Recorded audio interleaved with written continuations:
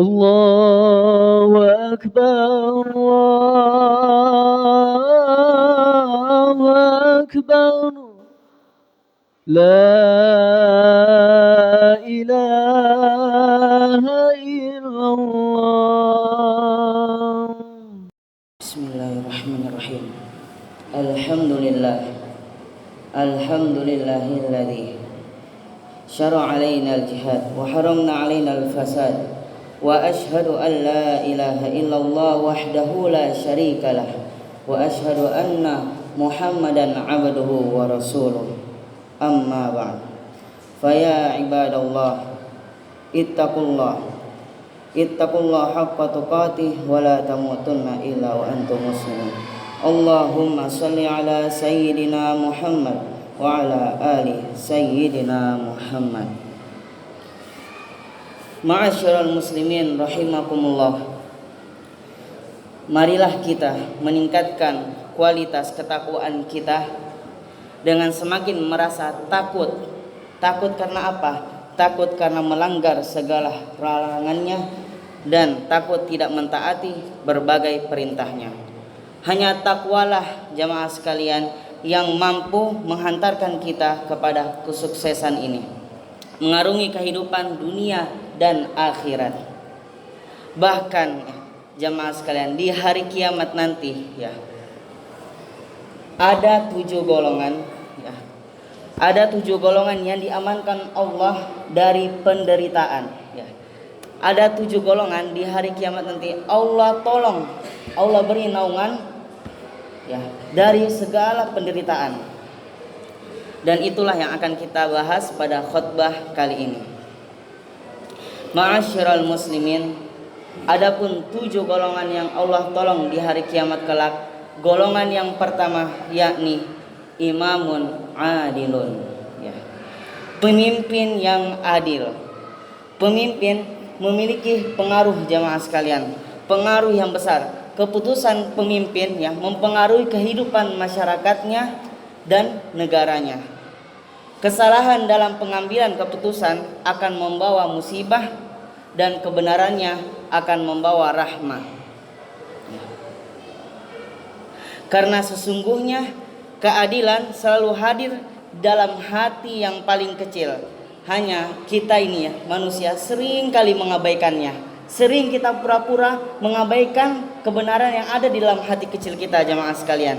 Kita bisa lihat ya, contoh pemimpin yang hebat, pemimpin yang adil ya, yakni sahabat Umar bin Abdul Aziz ya.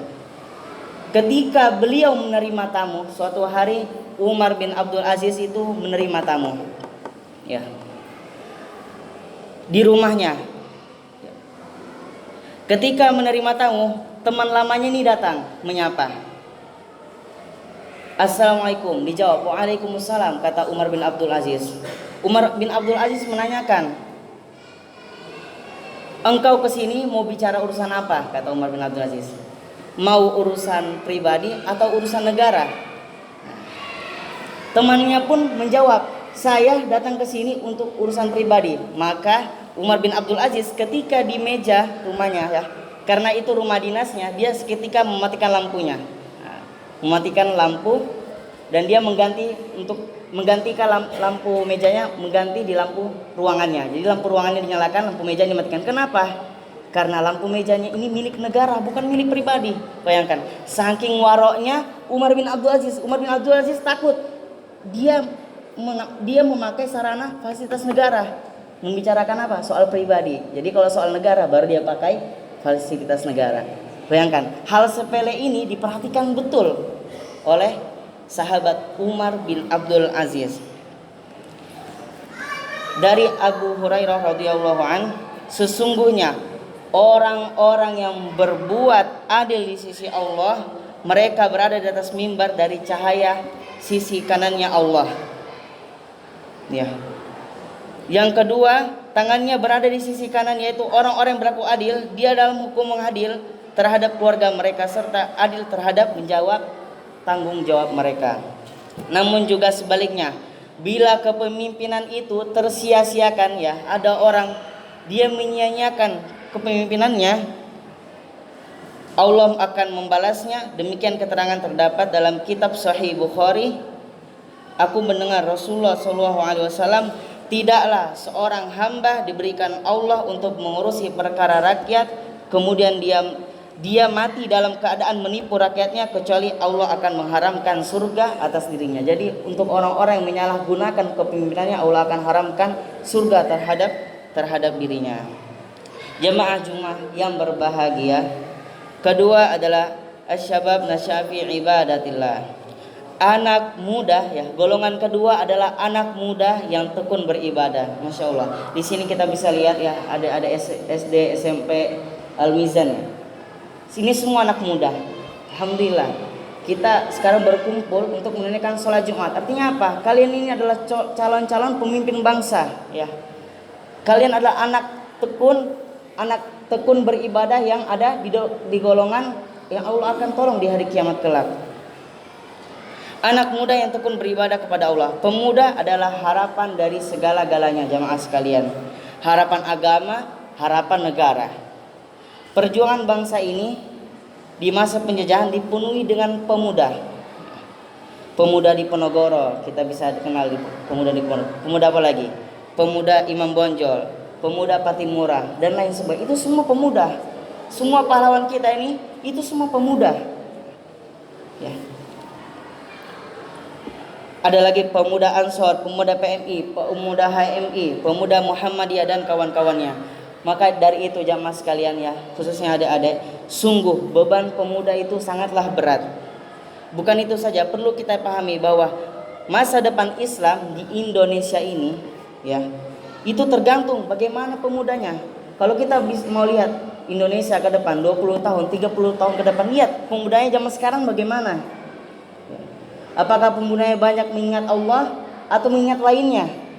Apa yang mereka ingat sekarang ini? Kita bisa lihat pemudanya. Karena Allah berfirman, innahum fityatun amanu birabbihim wazidnahum huda. Sesungguhnya mereka adalah pemuda-pemuda yang beriman kepada Tuhan mereka, dan kami tambah pula untuk mereka petunjuk. Jamaah sekalian yang dimuliakan Allah, golongan yang ketiga ya, yang akan Allah naungin di hari kiamat, yakni rajulun qalbuhu mu'allaqun fil masajid.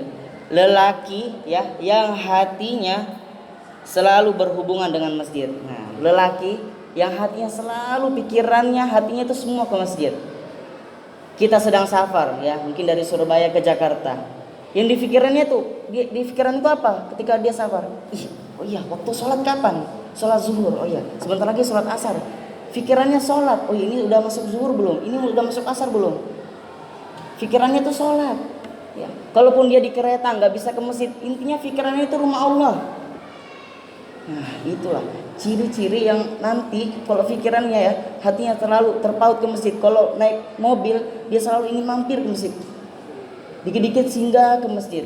Sholat 2 rakaat, lanjut perjalanan istirahat. Nah orang yang seperti ini ya, hatinya selalu terpaut oleh masjid. Nah ini yang dirindukan oleh Allah SWT. Ini akan ditolong Allah di hari kiamat kelak.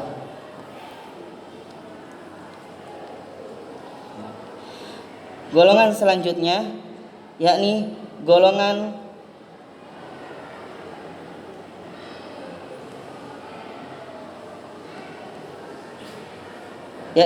selanjutnya, seorang laki-laki ya jemaah sekalian, yang diajak oleh wanita untuk berbuat mesum, namun dirinya, dan wanita itu bukan wanita biasa, namun dirinya menolak. Karena apa?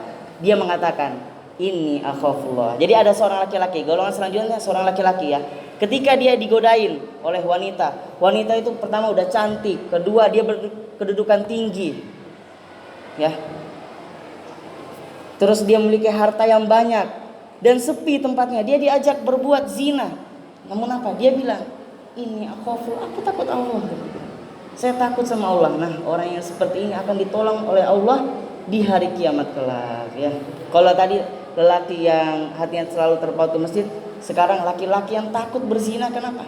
Karena Allah. Inilah golongan yang akan ditolong oleh Allah Subhanahu wa taala. Golongan selanjutnya jamaah sekalian Lelaki yang bersedekah dengan sembunyi-sembunyi ya, hingga tangan kirinya tidak tahu apa yang diberikan oleh tangan kanannya. Artinya apa? Ketika dia bersedekah ya, tangan kanannya bersedekah, bahkan tangan kirinya pun tidak tahu, tidak melihat apa yang disedekahkan oleh tangan kanannya. Saking apa? Saking ikhlasnya orang tersebut ya. Jadi kita harus selalu menata hati kita, jamaah sekalian. Ketika kita bersedekah, usahakan kalau memang kita belum bisa pandai menjaga hati, usahakan kita sembunyi-sembunyi ya. Belajar step by step, kita sembunyi-sembunyi 20 hari kita bersedekah mungkin 1000 20 hari selanjutnya kita naik tingkatannya 2000 mungkin masih sembunyi, bisir. Tapi kedepannya kita bisa mulai step by step, kita sedikit terang-terangan. Dalam arti apa terang-terangan?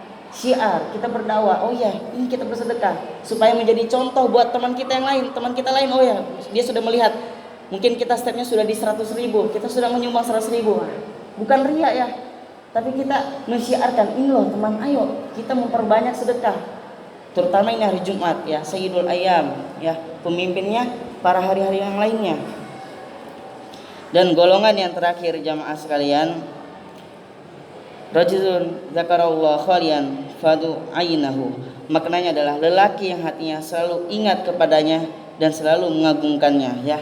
Dimanapun kita ya, bahkan kita sedang safar, dimanapun kita, jangan sampai kita tuh duduk tanpa mengingat Allah ya. Usahakan, karena kita nggak tahu jamaah sekalian kapan kita mati, kita nggak pernah tahu. Ada orang duduk ya di warkop ya, mungkin dia duduk di mana, di tongkrongan kafe, mohon maaf, mungkin dia meninggal di situ. Kenapa? Kebiasaannya sehari-harinya di situ.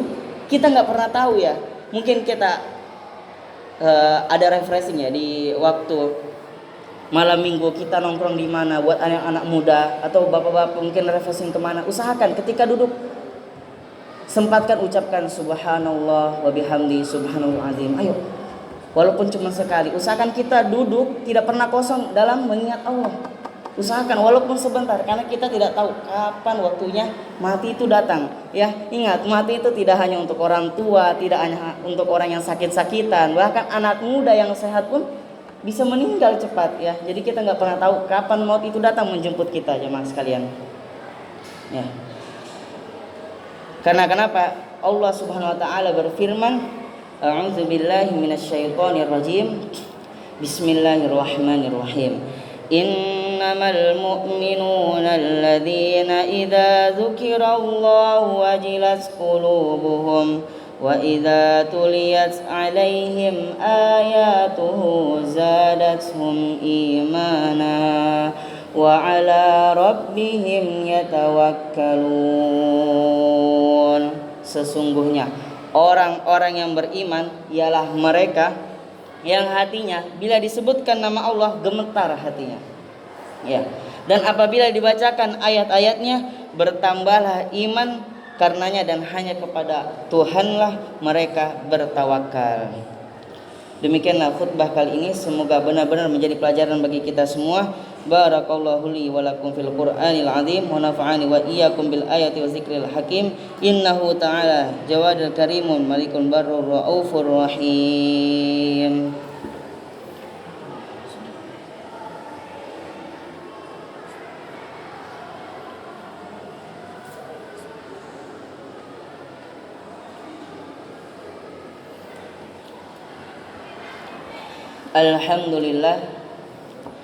Alhamdulillah ala ihsani wa syukru lahu ala taufiqi wa imtinani wa ashhadu an la ilaha illallah wahdahu la syarikalah wa ashhadu anna sayyidana Muhammadin abduhu wa rasuluh. Allahumma salli ala sayyidina Muhammad wa ala alihi wa sahbihi wa sallim tasliman katsira, amma ba'du. Faya ayuhan nas ittaqullah haqqa tuqatih wa la tamutunna illa wa antum muslimun. Wa qala Allah ta'ala fi kitabihil karim, innallaha wa malaikatahu yusalluna 'alan nabi ya ayyuhalladzina amanu sallu 'alaihi wa sallimu taslima. Allahumma salli ala sayyidina Muhammadin sallallahu alaihi wasallam وعلى آل سيدنا محمد وعلى أنبيائك ورسولك وملائكة المقربين برحمتك يا أرحم الراحمين.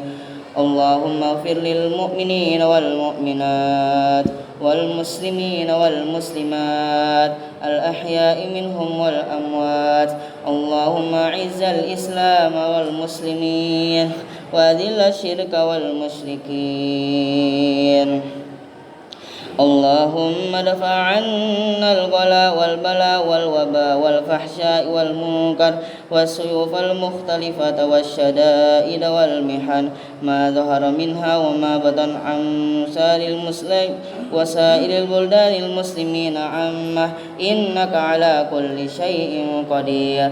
ربنا آتنا في الدنيا حسنة وفي الآخرة حسنة وقنا عذاب النار. عباد الله إن الله يأمركم بالعدل والإحسان وإيتاء ذي القربى وينهى عن الفحشاء والمنكر والبغي يعظكم لعلكم تذكرون. واذكروا الله العظيم يذكركم واشكروا له على نعمه يزدكم ولذكر الله أكبر.